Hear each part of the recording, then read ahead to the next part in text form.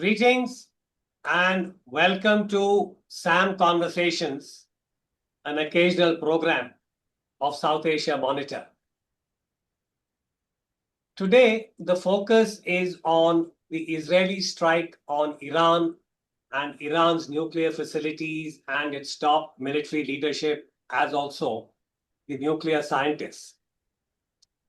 This has been a very dramatic attack by Israel, and it has very tectonic implications, both in relation to West Asia and in the extended region as far as Southern Asian geopolitics are concerned. The Israeli strike, in a purely military sense, has been very successful, very dramatic. And Prime Minister Benjamin Netanyahu, the Israeli Prime Minister, has said that this is to prevent Iran from acquiring a nuclear weapon. And he's also made this out to be a case of self-defense to ensure Israel's survival. Because there has been a certain precedent in the past where Iran had said that it would wipe Israel off the map, though that was supposed to be more rhetorical at that point in time. That having been said, Prime Minister Netanyahu has also said that this is an ongoing operation and that they would assess the damage and proceed further if required. Iran has threatened to retaliate, drones have been launched, and the situation is very brittle. The immediate impact for the region, of course, has been that oil prices the market has reacted in a panicky way. Oil prices have gone up, and late in the day today, they were hovering at about $75 per barrel. This is the Brent index. So this would have very serious implications for countries like India, which are large oil importers. And India in particular will be impacted by the current conflict if it escalates in a very sudden and dramatic manner by way of the Iranian response, the Israeli counterattack, and if any of the other regional actors, whether states or proxies, decide to enter. So for India, it is about hydrocarbons, the price of oil. It's about connectivity, maritime shipping routes in that area will be affected. They have already been affected by other activities such as the Houthi attack on the Israeli shipping. A large amount of merchant shipping is now going around the Cape of Good Hope. This increases prices and time. And in the long term, if Iran is destabilized by Israel, this would impact India's long-term plans for West Asia, particularly in terms of connectivity. So in a nutshell, there are a number of implications for India. But let me welcome Ms. Jappandeep Kour. She is a West Asia scholar and has been following the region very diligently. I often turn to her whenever I want to clarify something on West Asia. So, Ms. Kaur, welcome to the conversation. Thank you for inviting me, sir. It's a pleasure to be here. And in the first instance, can I ask you to share your thoughts and whatever I have identified as some of the major determinants in terms of the implications for India, and then later we will move to the larger context and what it means for West Asia in general. Japan, all yours. Thank you, sir. So as you correctly pointed out, first of all, this major escalation in the region has implications for energy security in India, because this will obviously push energy costs. Already we've seen that the Brent index has shown a 12% increase. And the last I tracked, the crude oil was nearing $78 a barrel, which is a sharp increase from the comfortable $65 a barrel we had until a few days ago. And for India, which is one of the third largest importers of oil, and that imports over 80% of its crude oil requirements, this is going to be a very difficult situation. Also because oil prices are up and shipping costs will also go up because the Strait of Hormuz becomes a major flashpoint here. And in case Iran pursues retaliatory attacks on Gulf states, oil prices will further shoot up. So this is also going to be a problem. But we should also understand that India is not just importing crude oil. India is also importing petroleum derived product, which is LPG, fertilizers. And these risks will also kind of transfer to the market, leading to inflation. And the rupee will also weaken. The rupee has already weakened by 54 paise in it as compared to the dollar. So these are some issues. And then the airspace issue is also emerging as a major problem for India. Already with the Pakistani airspace closed, India was using the Iranian airspace. Now it has been closed. The Iraqi airspace has been closed. So all flights taking westward routes from India will also face that problem. And this will increase fueling costs and travel costs for the Indian travelers as well. And then we have the question of security of almost 9 million Indian nationals in the Gulf region in case Iran decides to retaliate through US interests in the Gulf. So that is going to be a problem as well. And this recent escalation has also hit the very cautious diplomacy and the multi-alignment that India was pursuing in the region, where it was also engaging Iran, because Iran is a key gateway state to Central Asia for India, and also balancing Pakistan as far as balancing Pakistan is concerned. And similarly for Iran also, allying with India was something that helped it to counter Pakistan's allies in the West Asian region. So India will also have to play a very cautious balancing game there. And for now, it has given a very neutral statement where it's calling for de-escalation and showing deep concern. But as the crisis kind of escalates, this balancing act will be very difficult for India. And India is also key ally of Israel. So condemnation that way has not been very easy for India.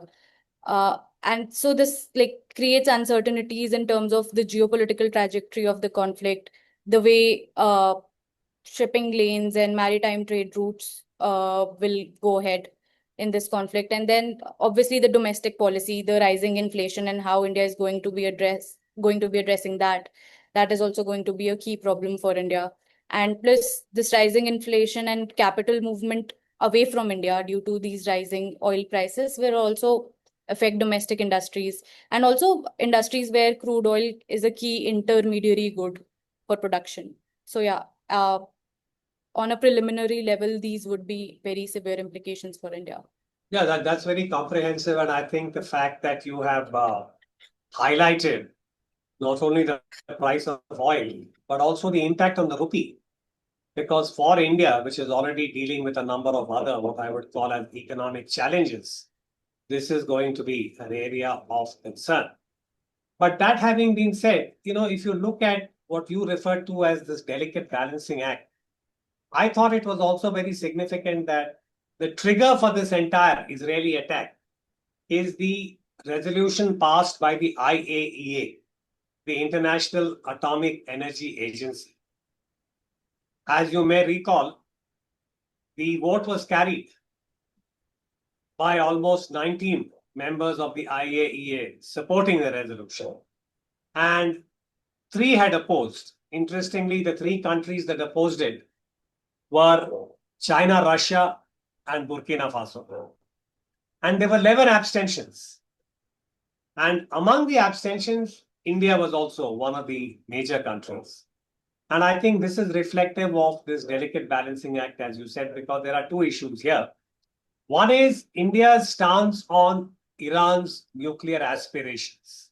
I mean, this goes back to almost the period when Dr. Manmohan Singh was the prime minister and we had the first major vote. And at that time, I think India had stated that it would not be desirable, if I remember right, the exact quote, for Iran to acquire a nuclear weapon, and also reminding Iran of its obligations as a signatory to the NPT, as a non-nuclear weapon state. So that is the nuclear kind of context. But more recently, because of India's warming up of ties with Israel, you can see that there is also a certain reluctance or hesitation on India's part to take any definitive stand in relation to Israel and West Asia. whether this was about Gaza, Palestine, and what has been happening there since the Hamas attack of October 7th, or now. So I think this is part of the, what I would call as India's challenges in terms of West Asian diplomacy. But if you look at the larger context, I mean, you've been following this very closely, how would you assess, the different stakeholders? We have not yet spoken about the United States, but my own reading is that Israel would not have acted in this manner without a tacit nod from Washington. Even though Secretary of State Rubio has distanced America and said that we are not part of what is happening and we do not. He didn't quite say that we are critical of Israel, but neither did he come out emphatically in support of Israel. So there's another delicate balancing act going there. But from the military point of view, we have already noticed that America is likely to move an aircraft carrier into the Arabian Sea. I presume that would be to provide certain assistance, in a very quiet way in terms of surveillance and so on. But what is your reading about the larger regional picture and the different stakeholders and what roles they are playing? Japan? Right, sir. So as far as coordination between America and Israel is concerned, there has been this kind of strategic ambiguity where we had Secretary of State Rubio saying that the Americans were not involved with the strike, but they did evacuate non-essential American staff from the neighboring states. And if we look at this, for the longest time, we also had reports of heated exchanges between President Trump and Prime Minister Netanyahu about whether they could strike Iran or not, since the negotiations for the deal were going on. But then at the same time, the president would also threaten Iran with a military action time and again. And after the statement of Secretary of State, we had President Trump's tweet on Truth Social, where he says that we make the most lethal weapons and the Israelis know how to use it.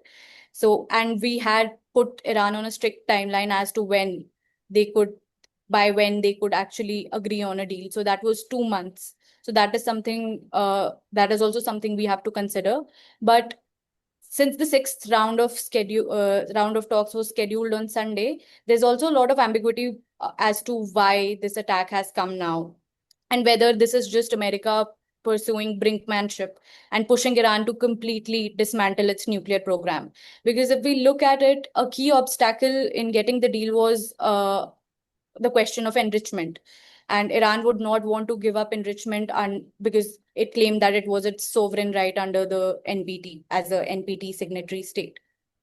And Americans wanted an end to enrichment, but even there has been a lot of contradictory detailing, wherein President Trump has called for zero enrichment, whereas his envoy for Middle East, Steve Witkoff, had offered proposals, and insider details are such that they would allow Iran to enrich, but they would have to stop it in the interim. And later, a regional consortium could also take over, something that Iran was also on board with, and something that goes back to the nuclear program under the last Shah itself. So a lot of ambiguous detailing that way, but there are no qualms in saying that, of course, this attack could not have taken place without green light from America. So Americans were also kind of confusing Iran with the next round of deal, and then this strike also coming in. And Steve Witkoff has still called for the sixth round on Sunday, and which seems implausible right now, but this does look like a case of brinkmanship at the moment. Now that you mention it, actually, I think it might merit recall, particularly for our viewers who are following this program and the developments in West Asia, that the Iranian nuclear deal, the way it is referred to, has also become a victim of American domestic politics. Meaning, the way I would frame this is that if you remember, you will remember for sure, you're the expert, but for our viewers, that when President Obama was in his second term in 2015, if I remember right, we had the Iranian nuclear deal, the JPOC, right? The joint plan. JPO. The JP, what is it? COA. It's got a long JCP, Joint Comprehensive Plan of Action. It's JCP. It's a rather unwieldy acronym. Now, that had the United States, it had the P5+1. Germany was also on board. And at that time, I thought it was a very welcome kind of attempt at negotiations and trying to evolve a win-win situation. This was 2015. But when President Trump began his first term, he completely gutted this. I mean, he withdrew unilaterally. And I remember at that time, the Europeans were not very happy with the way it was done. So you have what I would call as a very sharp divide within American politics at the highest level about how to deal with Iran and its nuclear aspirations. And now in Trump too, you remember that when he started, it seemed as if he was going to offer a deal. And you rightly pointed out that the sixth round of bilateral talks between Iran and the US are supposed to take place on Sunday, the 15th in Muscat, if I remember right, Oman. And now, whether that will proceed or not, we don't know. But last week, whatever I saw on social media coming out of West Asia, there seemed to be some hope that Iran and the United States would be able to arrive at a modus vivendi, and this would then allow realization of that plan for the regional nuclear so-called cooperation, where Saudi Arabia and UAE were both supposed to be major players. So Yeah. all that has now, I think, gone south. But again, one interesting sort of observation from my perspective, which is that the major Arab states led by Saudi Arabia and UAE have been critical. They have denounced Israel in public. Do you see that as rhetorical, or is there something more substantive? Because they spoke about a brother nation, etc., in terms of Iran, how they refer to it as being a victim of Israeli aggression. What is your take on that? So I wouldn't call it rhetorical because we also have to see that the positions have shifted since the second Trump administration. So under the first Trump administration, the Washington's policy was to create an axis between Israel and the Gulf states. So that is where you also see Abraham Accords. And this was in the context of the fact that Iran, with its axis of resistance, was really powerful in Bahrain, in Iraq, in Lebanon, and in Syria. And this had become a major problem for the Gulf states, especially in light of the Arab Spring protests. This kind of power projection in Levant. So that kind of and this was also a problem for Israel because Hezbollah and Hamas were clearly adversaries for Israel, and therefore, at Israeli and Gulf axis was a really significant solution to this whole thing. But with the Gaza war, we see that that kind of unraveled. Israel went too far in its decimation of uh, Hamas and Hezbollah, and this weakening of axis of resistance also kind of created an opening for the Gulf states as far as Iran is concerned. And if we also remember that China had also mediated a rapprochement between Iran and Saudi Arabia. So that is also something that the Gulf states were considering. And the Gaza war also shifted the way how the Gulf states view Israel itself. So increasingly, they started viewing Israel as a regional hegemon who was willing to do anything with impunity, which was not suiting the Gulf states as well. So if you look at it, they also lobbied the Trump administration to kind of move away from Israel in the sense. So in this respect, the recent visit by President Trump to the Middle East is very significant. Firstly, because he met with President Shara and lifted sanctions from Syria. Israel was not on the itinerary for this visit. Correct. And this also came on the heels of a recent truce between the Americans and the Houthis. The Americans then also negotiated with Hamas to release an American hostage. So Israel was increasingly feeling isolated on the diplomatic stage as well. So all of these things, the Gulf states also kind of lobbied the Americans to move away from Israel for a bit, but as we see now, that has not properly happened. But this was an axis was shifting. So now the Gulf states were trying to balance Israel also. Earlier, You the know, balancing act was just with yeah, Iran. Yeah. I'll tell you why I was making this kind of observation or statement suggesting that the official response to the Israeli attack coming out of Saudi Arabia, UAE, and even Jordan, etc., are in a way trying to assuage the sentiment as far as the street is concerned. Meaning, Yes. all the Gulf rulers, whether they are monarchies, kings, whatever they are, have to be sensitive to the pulse of the street. which is why, like the Hamas attack and so on, that while there may be some quiet negotiations going on, initial responses will by and large reflect the public sentiment, particularly when it comes to Israel. But there's one strategic dimension here, which, as student of the nuclear issue, I have always felt, is that over the last 20, 25 years that I can remember, both in terms of track two deliberations, track 1.5, where one has been, following some of these deliberations in West Asia, there is one consistent position from Saudi Arabia and UAE in particular, that come what may, Iran should not acquire a nuclear weapon. There is also an undercurrent of what I would call as the religious divide, the Shia Sunni kind of animosities, because paradoxically, the region is living with the Pakistani bomb. But in many ways, that is seen as our bomb, largely because of Pakistan's own demography and its Islamic orientation. But there's also a kind of unstated US endorsement of the Pakistani capability. The United States has also endorsed Israel's opaque nuclear capability. Meaning Israel has often said that if you ask an Israeli saying that with the standard response, does Israel have nuclear weapons? It's neither yes nor no. But they talk about what will happen in the event the nuclear card is played, that they would not be on the defensive and, some kind of very, very ambiguous statements. But the United States does not want an Iranian weapon. Saudi Arabia, UAE do not want an American weapon. So this is my point that, I think deep, within the Arab states, I think there is a certain kind of anxiety that Iran should not be allowed to cross the red lines. And therefore, even if they do not say it in public, they may be quietly supportive of the Israeli action. Would that be a fair formulation or is it too binary? Japan? Yes, sir. So, the fact that Gulf states and the United States do not want Iran to have a nuclear weapon is kind of consistent with them pursuing a nuclear deal also, because this is a short way of limiting the Iranian nuclear program for at least 10, 15, or the next 20 years. And if the deal is not pursued and Israel continues its retaliation against Iran, we could give it max to max 1 year, because Iran would also end inspections from the IAEA and it would continue to enrich at a greater speed right now. And even if we look at the response to the IAEA censure resolution, Iran has announced a new enrichment facility.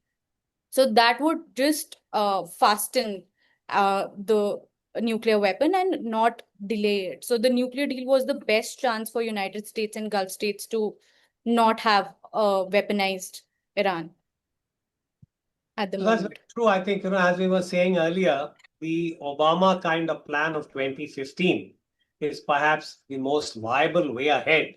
But clearly, the United States now is following a different policy. And I was very struck by a statement made, ascribed to President Donald Trump, where he was suggesting to Iran that you may as well close the deal quickly, otherwise there'll be nothing left. When, if I remember the quote, he used the phrase nothing left, meaning almost that what is happening in Gaza could well happen to Iran. Now, that's a non-starter. Iran is not Gaza. Yeah. But even then, I think the kind of signals that are coming from Washington are not very encouraging about whether or not it can be a neutral peace broker in terms of what is happening. But today is only day one, and we have to see what kind of a response Iran is trying to mount. But we will keep our eye on this. And let me thank you, Ms. Jappandeep Kaur, for sharing your thoughts with us. And in the event there is something more significant, perhaps we will request you to join us again. But on that note, clearly developments in West Asia and in Iran in particular are cause for concern. As we have noted, not only are there immediate implications for India in terms of economy, trade, energy security, and so on, any kind of instability in the region, in the extended Southern Asian region, does not augur well for the entire Southern Asian geostrategic context. So we wait and watch, and if there is something more significant, we'll circle back and review the situation again. Thank you for joining SAM Conversations. We will be back again very soon.